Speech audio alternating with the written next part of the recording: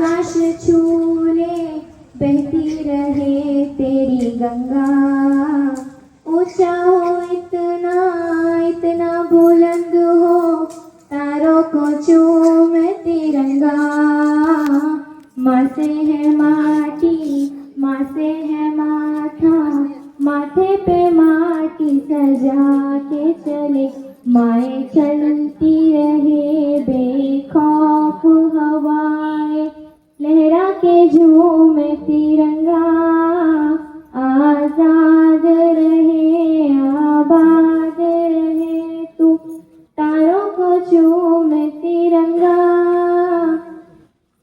नमस्कार. सन्माननीय व्यासपीठावर उपस्थित सर्व मान्यवर व माझे विद्यार्थी मित्रांनो, गोळी झेलताना त्यांच्या ओठावर फक्त वंदे मातरम होतं, गोळी झेलताना त्यांच्या ओठावर फक्त वंदे मातरम होतं आणि फासावर जाताना त्यांच्या चेहऱ्यावर भारताचं स्मित होतं आणि मृत्यू समोर उभा असतानाही त्यांच्या हृदयात एकच स्वप्न होतं, माझा भारत स्वतंत्र झाला पाहिजे, माझा देश स्वतंत्र झाला पाहिजे. अशा या ज्ञात आणि अज्ञात क्रांतिकाऱ्यांना आमच्या या पवित्र भूमीतून माझा मानाचा मुजरा, मानाचा मुजरा, मानाचा मुजरा.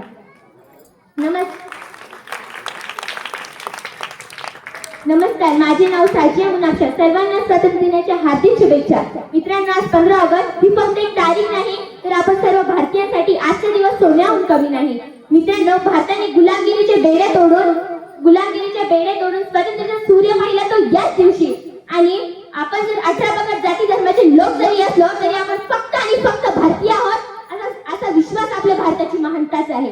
क्या मैं मुजरिम कहलाऊंगी, क्या मैं मुजरिम कहलाऊंगी और क्या होगा इल्जाम, हरे रंग से हिंदू लिख दो भगवे से इस्लाम, या मैं कह दूं सभी एक है, सहर पहर और शाम एक है, सूरज चंद्र रात एक है, बादल और बरसात एक है, हवा एक है, पानी एक है, बीमार पड़ो तो दवा एक है, बीमार पड़ो तो दवा एक है.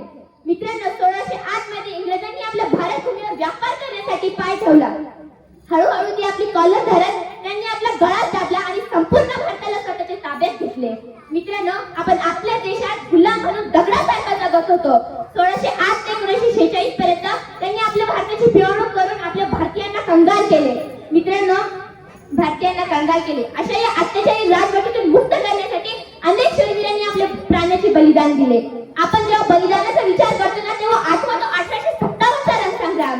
आपल्या छोट्याशा बाळाला पाठीशी बाजूने हातात तलवार घेऊन अवघ्या 23 वर्षाची तरुण स्त्री इंग्रजांच्या छाताडावर पाय ठेवून मैं मेरी झांसी नहीं दूंगी, मैं मेरी झांसी नहीं दूंगी अशी गर्जना करत अखेरच्या श्वासापर्यंत ती लढली.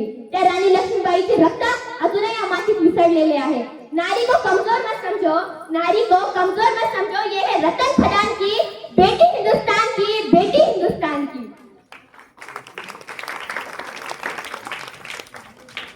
मित्रांनो, आपल्याला स्वातंत्र्य मिळून 79 वर्ष पूर्ण झाली तरी आपला भारत देश प्रत्येक क्षेत्रात प्रगती करत आहे. सर्वप्रथम शून्याचा शोध कोणी लावला तर भारताने. जगातील सर्वात लांब सडक कोठे आहे तर भारतात. चंद्रावर पाणी आहे याचा शोध घेणारा देश कोणता तर भारत.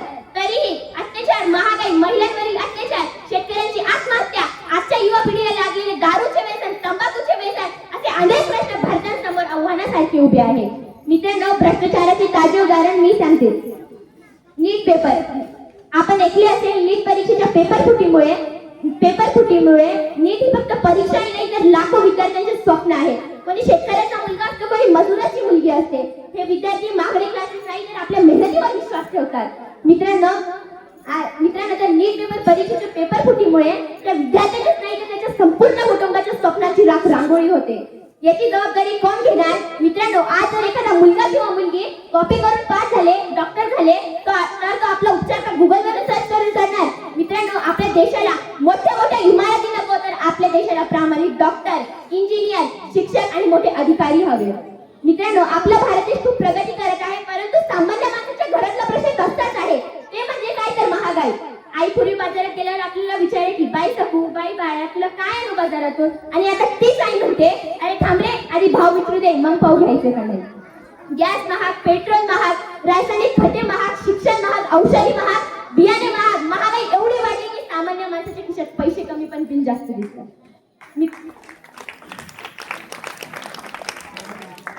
मित्रांनो, यत्र नारेस्तु पूज्यन्ते रमन्ते तत्र देवता. जिथे नारीचा सन्मान असतो तेच खऱ्या अर्थाने दैवत बनान.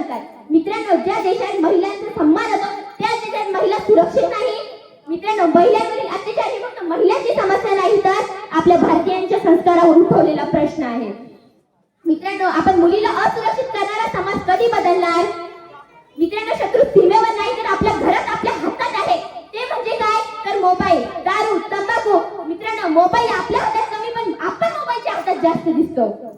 मित्रांनो, जेवताना मोबाईल, झोपताना मोबाईल, उठल्यावर मोबाईल. मित्रांनो, आई म्हणायची अरे बाळा अभ्यास कर, पण बाळा म्हणतो आई 2 मिनिटं मोबाईल. हे 2 मिनिटं कधी 2 तास होऊन जातात ते बाळाचं कळत नाही. मित्रांनो, दारू बद्दल तर सांगायचंच काम नाही. जय देशी जय देशी जय देशी दारू, उभ्यानं मारू का बसून मारू. काय सांगू भावदेशी दारूची पावर, उभ्या उभ्या पुरा हलवतो टावर. जय देशी दारू पाणी मी न भाऊ, विकून टाकल्या 2 एकर वावर. जय देशी जय देशी जय देशी दारू, जय देशी दारू करतो मी झगडा. गावातले लोक म्हणे व उघडा. हे जय देशी दारू, उभ्यानं मारू का बसून मारू. अशी परिस्थिती झाली आपल्या भारताच्या युवकांची. मित्रांनो, आपण सर्व शेतकरी कुटुंबातलेच आहोत आणि आपण सर्वांना माहित आहे की आपले आई वडील आपल्यासाठी किती कष्ट करतात, रात्र आणि दिवस कष्ट करतात. मित्रांनो, पाऊस पडला तरी पण शेतात आणि पाऊस नाही पडला तरी पण शेतात. जर त्यांच्या बाजारात त्यांच्या मालाला भाव नाही आला तर ते आपला खर्च कसं चालवणार. शेतकऱ्यांना दया नको, त्यांच्या कष्टाला योग्य किंमत द्या.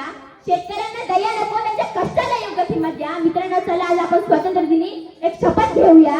अन्याय दिसला तर आवाज उठवू, अन्याय दिसला तर आवाज उठवू, व्यसन दिसलं